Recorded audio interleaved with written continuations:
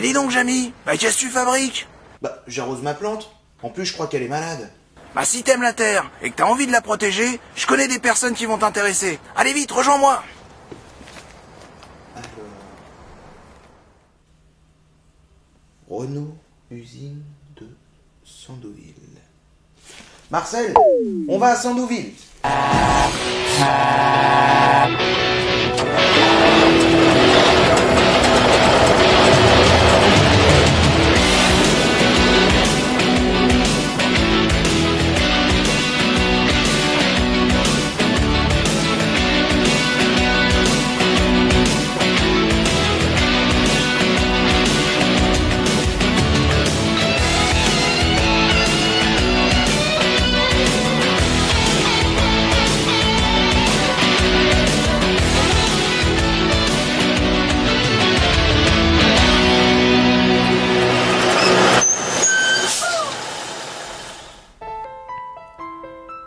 C'est en 1964 que l'usine Renault de Sandouville voit le jour.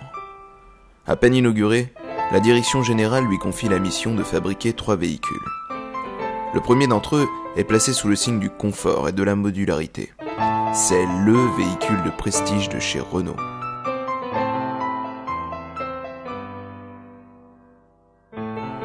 Vous l'avez tous reconnu, c'est notre R16. La forme arrière de la R16, inspirée de celle des breaks, surprend au premier abord, vous l'avez entendu. La voiture a été conçue pour le tout à l'avant sur le plan mécanique, y compris la roue de secours, afin de dégager l'arrière. Et la forme arrière permet précisément d'obtenir le maximum de place dans une longueur relativement réduite, avec notamment un coffre aux dimensions variables en fonction de la position de la banquette arrière. Elle connaîtra ensuite la naissance de 2 petites sœurs, des jumelles, la R15 et la R17, avec une ligne plus sportive pour la dernière. À cette époque, Sandouville, c'est la régie nationale des usines Renault. On n'y compte pas moins de 12 000 salariés et 1000 intérimaires. On y fabrique plus de 300 véhicules par jour, c'est dire s'il faut se lever tôt. La Renault 16 a connu une formidable épopée, un succès commercial pour Renault, et une grande fierté pour son personnel. Grâce à elle, le savoir-faire des ouvriers de la régie s'est distingué dans tout l'Hexagone et au-delà de nos frontières. Certes, à l'époque, les conditions de travail sont difficiles. On se donne le bourdon toute seule, on se dit oh j'arrive pas, j'ai du mal, j'ai du mal, je veux, j'ai du mal. Au début, mais maintenant ça va. Au début, vous avez mal partout au début. Alors moralement, vous en prenez un coup. Quand vous avez mal au bras, vous avez mal au cou, vous avez mal partout, moralement, vous en prenez un coup. Physiquement, vous en avez un coup, mais moralement aussi. Parce qu'il y a des jours où vous avez envie de pleurer. Oui. Ah bah oui. Mais une bonne ambiance de camaraderie règne à Sandouville.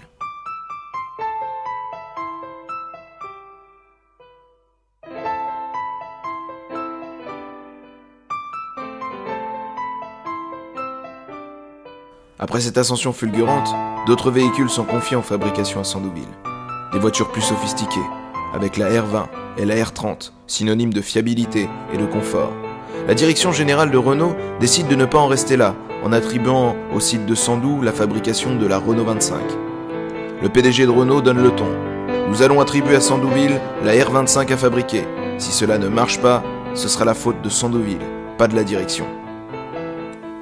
Un tel affront n'est rien face à la détermination d'un ouvrier. Et le travail va porter ses fruits, puisque la Renault 25 va se placer dans les meilleures ventes d'automobiles en France.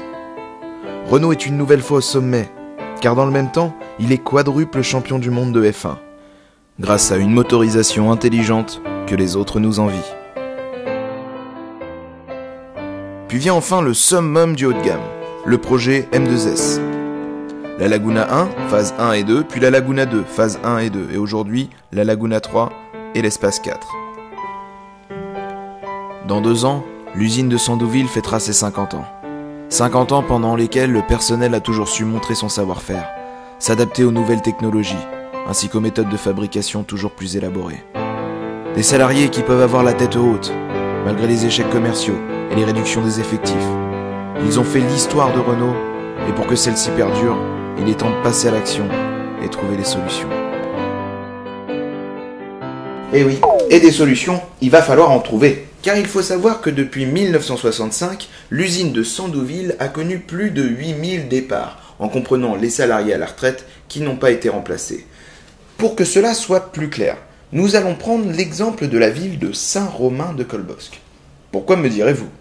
Eh bien, il faut savoir qu'en moins de 10 ans, l'usine de Sandouville a perdu l'équivalent de la population de Saint-Romain-de-Colbosc. C'est comme si en quelque sorte, en 10 ans, la ville de Saint-Romain s'était éteinte. Mais non, enfin, Marcel, pas nous! Eh dis donc, Jamy, je suis au local CGT et crois-moi, un bon café, ça réchauffe. Eh bah dis donc, tu t'en fais pas, toi. Non, mais c'est pour la bonne cause. Je suis en compagnie de Ludovic Leblanc, qui va nous parler du projet industriel de la CGT Renault Sandouville. D'accord, dans ce cas, t'es pardonné. Alors dis-moi, Ludo, qu'est-ce que le projet industriel CGT va changer en matière d'emploi sur le site de Sandouville et dans le bassin havrais? Développer une filière de déconstruction et de revalorisation sur la zone industrielle d'Harfleur est un enjeu énorme sur la question de l'emploi. Cela permettrait de créer des milliers d'emplois dans différentes filières professionnelles, que ce soit la métallurgie, la chimie, la plasturgie, le transport ou les parodeurs. Et vous n'avez pas peur de piquer le boulot des casseurs de la région? Du tout, Fred, puisque 750 000 véhicules par an sont sortis de la circulation. Du travail, il y en a pour tout le monde et ce n'est pas du tout en contradiction. Merci, Ludo. Maintenant, parlons un peu d'environnement.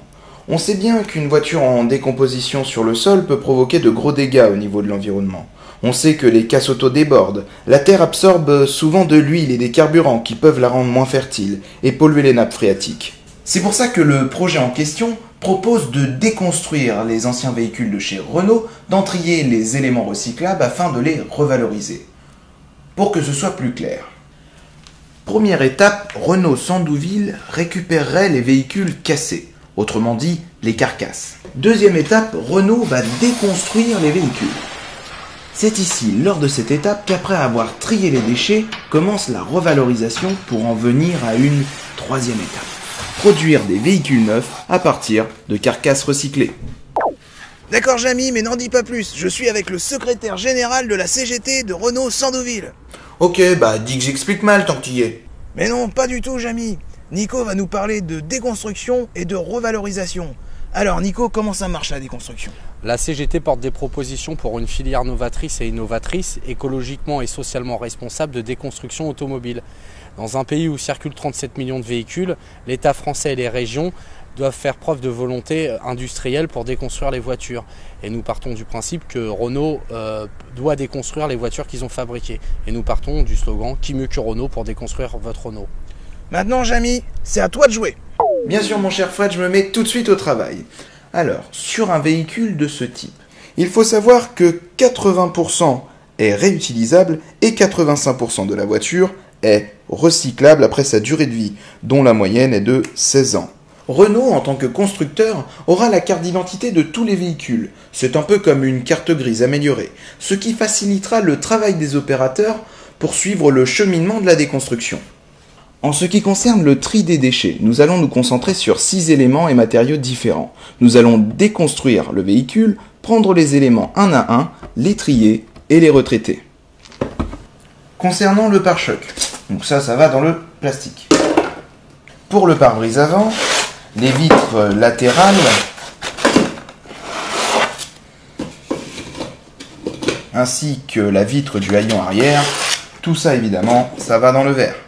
Alors, qu'est-ce qui reste? Ah oui, presque le plus important, la structure ou la caisse qui ira dans l'acier. Le tableau de bord évidemment dans le plastique. Qu'est-ce qu'il y avait sous le tableau de bord? Ah bah oui, le moteur en aluminium. Le siège, quant à lui, aura un traitement particulier, puisqu'il a une structure métallique, de la mousse et du textile. Une fois tout ce travail effectué, il va falloir penser à revaloriser tous ces éléments, leur redonner vie en quelque sorte. Une vitre de haillon peut très bien redonner un très joli pare-brise. Un plastique de tableau de bord se verra séparé, broyé en fines particules et réutilisé pour les besoins d'une voiture neuve. La mousse des sièges sera broyée mais ne sera recyclée qu'en partie, contrairement à la caisse en acier qui après préparation sera refondue intégralement et pourra retrouver une deuxième jeunesse dans un nouvel habitacle. Et les pneus, me direz-vous? Pour les roues, c'est un petit peu plus compliqué que ça. À part les gens qui vont dans l'acier, on pourrait se dire le pneu, il va dans le caoutchouc. Rappelez-vous, Un véhicule est recyclable à 85%. Malheureusement, dans les 15% qui restent, on trouve le caoutchouc. Enfin, il y en a qui, avec des pneus, ont trouvé le moyen de se faire de jolis sacs à main. Ah mais alors, Jamy, mais ça te va très bien. Pas du tout. Puis au lieu de te moquer, tu ferais mieux de trouver quelqu'un pour nous parler des atouts de l'usine pour la déconstruction. Eh ben justement, je suis avec Florian qui va nous parler des atouts de Sandouville pour le projet industriel. D'abord, notre savoir-faire professionnel reconnu par tous. Des opérateurs aux techniciens, nous avons toujours su répondre présent à chaque nouveau véhicule. Notre expérience s'est faite sur le terrain, de moments forts et d'épreuves. Nous sommes prêts à nous lancer dans cette aventure humaine et industrielle. Nous avons les surfaces et les bâtiments libres. Le monde bouge à grande vitesse. Nous savons que nous pouvons être précurseurs dans une unité automobile de déconstruction et valorisation à grande échelle. Les Renault seront prêts pour être les pionniers dans cette nouvelle économie, innovante, bonne pour l'emploi et bonne pour l'environnement.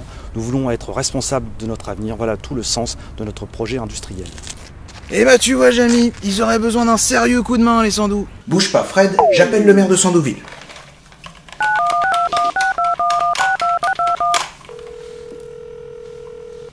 Qu'est-ce qu'il fait? Il n'y a pas de permanence aujourd'hui? Eh ben t'en fais pas, Jamy, je l'ai trouvé, il est là. Bonjour, monsieur le maire. Bonjour. Alors, monsieur le maire, il va nous parler des atouts de l'estuaire de la Seine. Alors, disons, on est justement très bien placé là. Parce que non seulement vous avez au loin la Seine, là-bas, vous voyez, avec le Grand Canal, plus loin le pont de Normandie qui l'enjambe.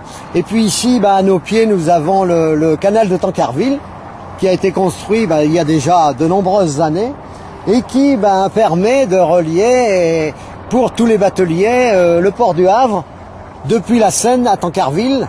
Comme ça, en plus des gros bateaux qui peuvent passer sur la Seine, vous avez toutes les péniches qui peuvent venir ici desservir, soit décharger, soit charger dans les différentes entreprises.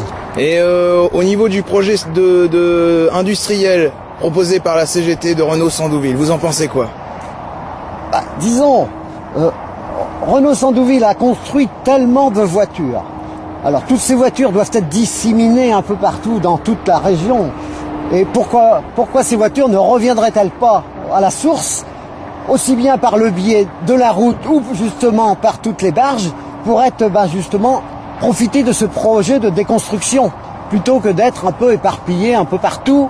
En plus, ce projet pourrait créer de l'emploi, puisqu'il y a un manque en ce moment sur le site de Renault, surtout à cette période où encore pendant voire un an, peut-être même plus, le temps que s'installe la construction d'utilitaires, on pourrait employer toutes les personnes susceptibles, et Dieu sait si elles sont formées, ces gens-là, pour déconstruire évidemment les Renault qu'ils ont construits.